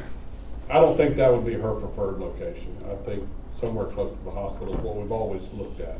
Not to say it couldn't work out there, but that's just not. I think you make an interesting point, and because we don't have any issue taking all of our autopsies to all the way to Columbia, so. Charleston. I mean Charleston when we could go to Lexington. That's what I was trying. Yeah. That's what I was thinking. But, you know, if you did use that building, I actually never thought about that. But if you did use that building, it would reduce the cost of the coroner's office, and it would reduce the cost of animal services. You could reduce that cost by whatever you're saving on the coroner's building. So those two numbers combined could be considerably less. I don't know that I would say that would be less to renovate that. It might be, but we don't have any information to indicate it would be less. So at the retreat, when I saw this, and I had never seen these numbers before, it was surprising to see a $16 million annual services center. Went out and visited the center, by the way. Bobby and her staff do a phenomenal job, great job. But I asked the question, why are we looking at a $16 million animal control? That makes your eyebrows raise, right? Didn't mind. So I said, tell me 2 reasons why this is so expensive. Fort Mill, proposed to go to Fort Mill, and I forgot what the second answer was, so I got stuck on that one. But then somebody said, and the odd thing is that once this is built, it's going to be at full capacity. So I sat back in my seat and said, my God, we're going to build a $16 million shelter. Once we get it open, it'll be at full capacity. Why is that? And nobody can answer the question. So when I was in animal control, I asked the questions because those answers to those questions I think are important for us to know. So I'm going to share those with you right quick. I asked the question, I said, so of all the animals in here, where do they come from? That's a good question. 40% of animals come from the south side of Rock Hill. That's interesting, isn't it? I thought it was. Not really. No? If not, if you know what, no, not really. It's coming from the south side of Rock Hill. Nothing towards the south side of Rock Hill, but that's where they're coming from. I think that's important data to know. Did you know that 95%, if everybody gone through the animal control shelter, 95% of the dogs at the animal control shelter are adult bully dogs. They're not that adoptable. Very few puppies at the animal control shelter. The few that we get do get taken, and they do get adopted. Most of it, they go to rescues. Legislation. Did you realize that when dogfighting takes place in York County and the person gets arrested, did you know that we take their dog or dogs in and we have to hold them until the individual gets out of jail? Yeah. Whether it's a year, 2 years, 3 years, at our expense. There is legislation for the state right now to change that, but I think that's important for us to know, and maybe legislation we should be pushing to get our local delegation to vote to change that law. That's absurd. We've been pushing that for a long time. Yep. West side of York County is using what answers that I got is kind of more of a hoarding situation.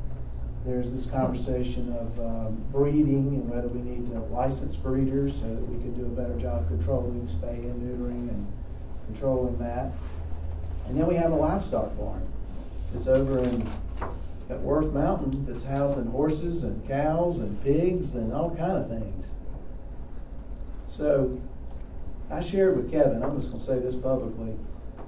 For me as a council member, I come in and I say, hey, take a look at this. We want to spend $16 million on animal control and $7 million on coroners and da-da-da-da-da. I have no basis for making a decision. And to say blindly, that sounds like a good number. I'm not talking down, I'm just saying. You know, I got to have more information to make a decision, or I'm just going to recuse myself because I can't vote not knowing what I'm spending taxpayers' dollars on. But anyway, I think there's a larger conversation for staff to have about what's going on at the York County Animal Control Center. And I don't think, I mean, maybe we need a new facility because the airflow is not properly and it's congested, yes, and it's going to be more congested because we're going to have more animals up there. But I think there's a bigger conversation. and I think it's multi-pronged. And I don't think we can turn our head and ignore it and avoid it. So, anyway, what it's worth, there you go. Well, I'll say, we've tried to tackle the licensing, charging people to register their pets. We talked about that in 2012, 2013. We talked about requiring spay and neuter. But we've got to remember, rules and regulations and laws are for people who are going to abide by them. People who are caught up in dog fighting or dog breeding, they're not going to follow these rules. We're still going to get the same, they're still going to do the same thing with their animals that they're doing with them now, because there are laws that says no dog fighting. There's laws that say no cruelty to animals. They don't abide by those. They're not going to abide by if we require licenses, if we require spay and neuter. Now we're going to need more animal control people to go out to try to capture, catch, warn. So how do you balance that out? That's been one of the challenges. And certainly the boom in our animal shelter, obviously, if we're not adopting out the dog fighting type dogs or the bully breeds, and we're not euthanizing, we're going to need space this way. I think we saw a real big boom, and I supported the effort to work towards becoming a no-kill. But with that being said, look what we got now. We got a $16 million project waiting to happen that's going to be on full when we get there. So how do you strike that balance with curbing some costs, doing what's right, and being fair to people to not have to pay and register and do some of the things that we know are still not going to be adhered to? Also, if I can ask the question, Watts, because I was trying to follow you. You said questions for council to consider, and I'm assuming you're talking about whether it be kill or not kill. You mentioned 95% bully breeds that aren't adoptable. No, sir. I mentioned the things I think we need to address. 40% of the dogs come from the south side of Rock Hill. But I mean, I guess how would... Why? And what are we doing to prevent it from remaining 40 and it be 20 to 10 or less? What are the judges doing to help us enforce this? I think there's a large conversation around this that we're not being had, and we're just going to say, I'm not saying we're just going to say, because again, Bobby and her staff do a phenomenal job over there. But spending $16 million without addressing some funds and money to figure out what we're going to do about this issue, like Bump just said, I think is a mistake. I mean, I guess I'm really trying to understand, if 40% are coming from the south side of Rock Hill, what in our power do we have to change people's habits with dogs in the south side of Rock Hill? I don't know enough about that. We'd have to talk to the sheriff's department. I think it's a good conversation to have. It's 40 in western North Carolina, it's going to be western York County. What's that about?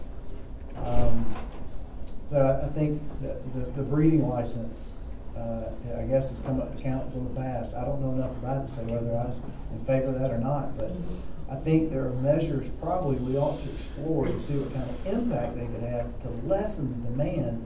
You said in our meeting in the retreat, $16 million building, you said, and the funny thing is, it's going to be at full capacity as soon as we build it. And I thought, my God. Yeah. Well, let me. I don't know who said that. I don't either. But I would say that's the whole point of hiring a consultant, is to tell us how big we need to build it. We have no intention of building a building that's going to be a capacity when we finish it. Well, Mike, we said what, close to 30,000 square foot? To get us 40 years down the road. So the budget, this is going to get us, that is 25,000.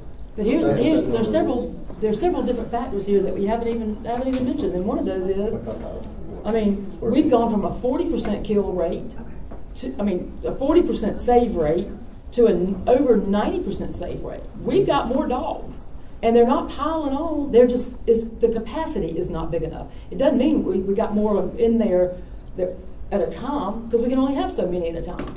The other thing is, look at the growth in the county. This is an old animal control, and if you've been there, you could see. And so what I would encourage you to do, if you really want to see the level that we should be at right now, is go to Greenville and look at animal control. I mean, we've got a vet's office. We got one vet. We've got a little vet table that's not even as big as this, in a room that's not even as big as this. I mean, we are, the infrastructure of our animal control is so outgrown that it's sad. It's very sad. So what we've got to do is we've got to catch us up to where we should have been by today and into the future. So I don't remember them ever saying this would be full by the time it was built. I mean, unless we delayed this more than longer. And you're fixing to have even more because have you noticed how high dog food is? And a lot of these people can't afford. Food, but let's just say this: that there are more dogs.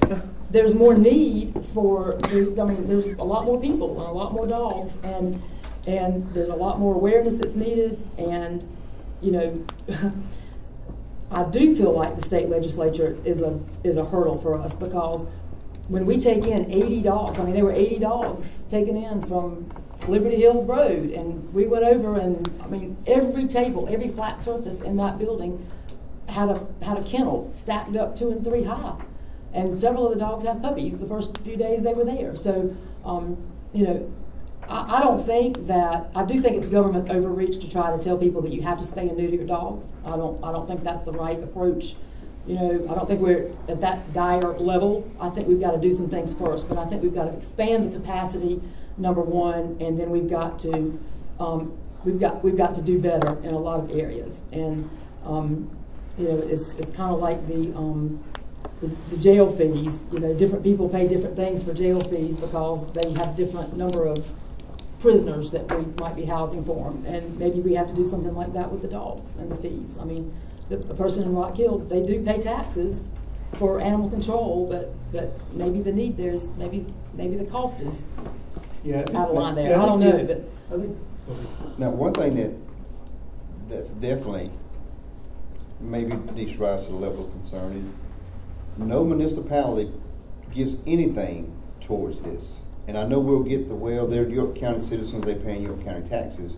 But like you're saying, if we're getting more service calls of more animals from a particular municipality, and they're coming from both, whether you live in the city or the county, but how do we get some kind of relief so we're not the big brother taking a hit of $16, probably $20 million once this thing's finally said and done? Yeah, that's what do municipalities need to be a part of this solution?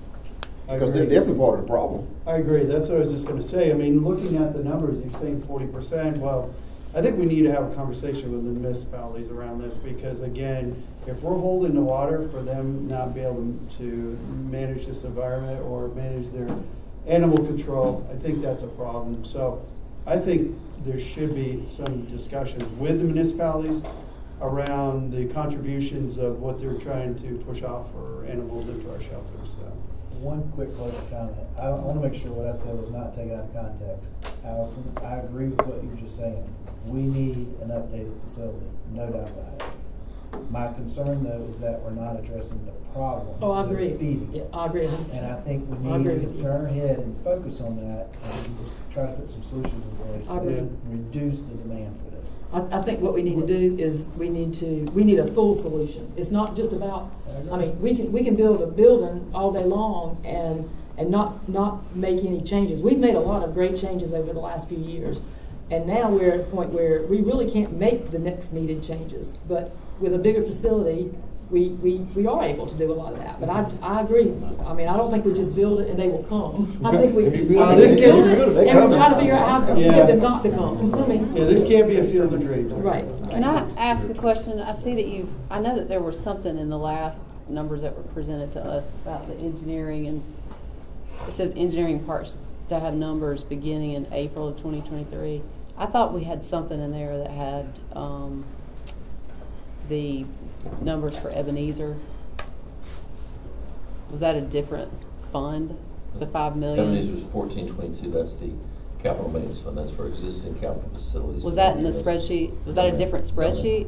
Different spreadsheet. Yes, ma'am. That was Do you the have first that one? spreadsheet that we showed you all. Did y'all bring that one too? No, ma'am. We just brought the capital asset and 10-year plan. I guess my only concern is that it seems I don't see how a corner building is going to be $7 million.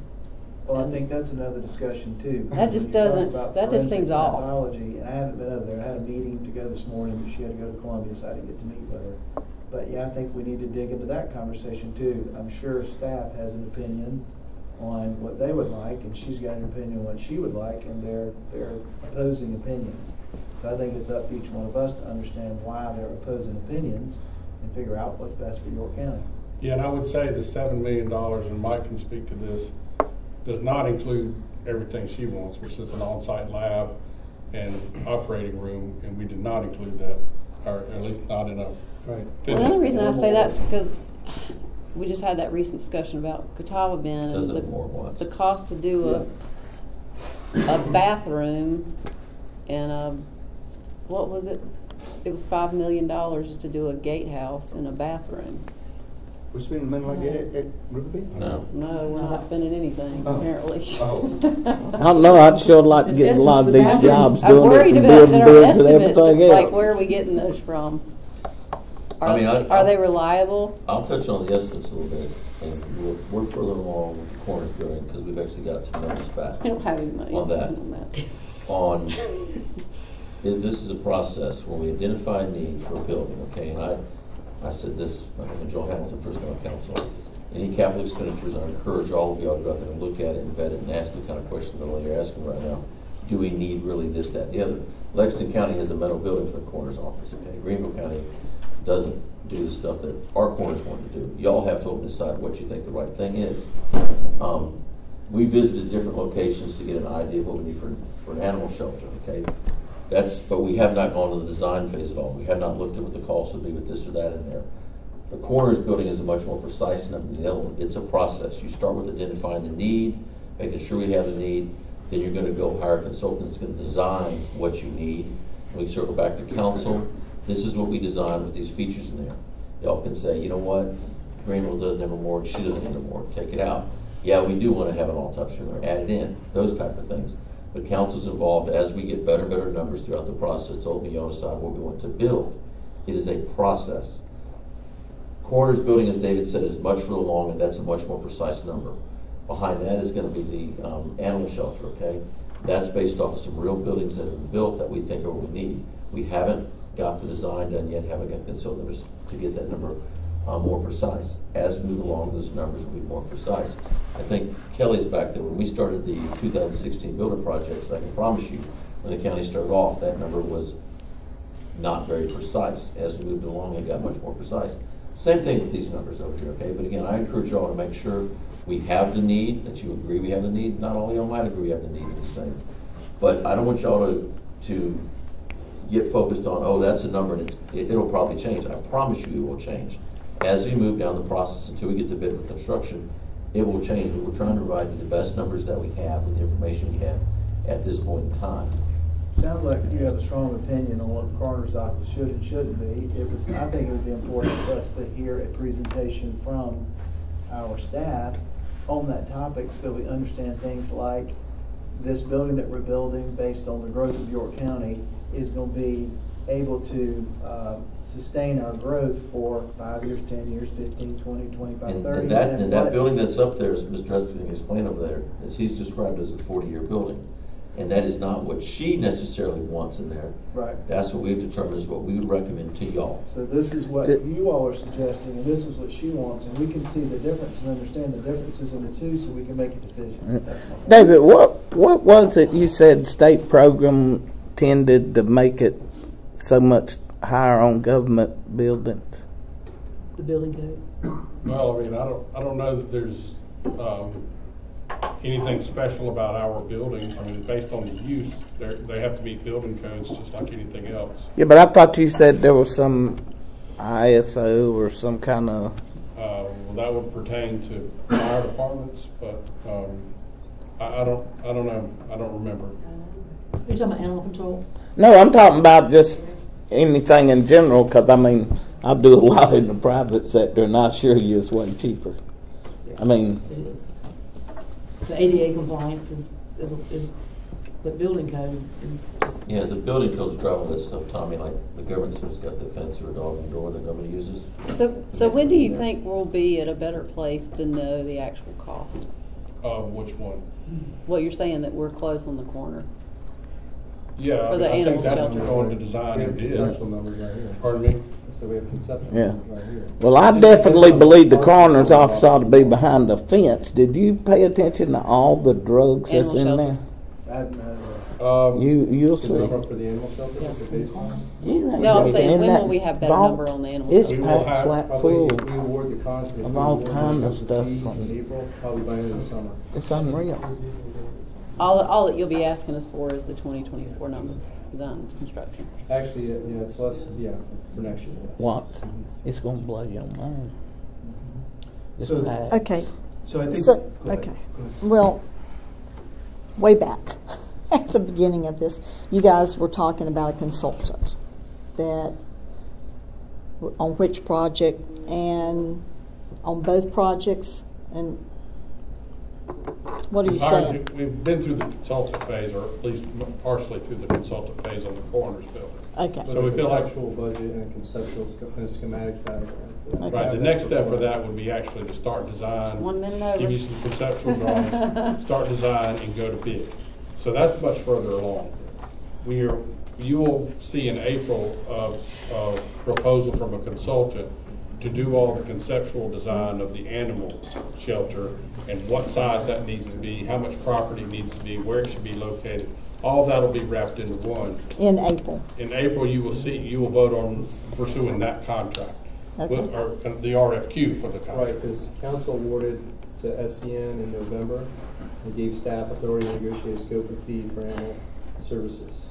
So we'll award that in April, and then they'll come back in about 3 or 4 months with a conceptual, a schematic, and a conceptual budget.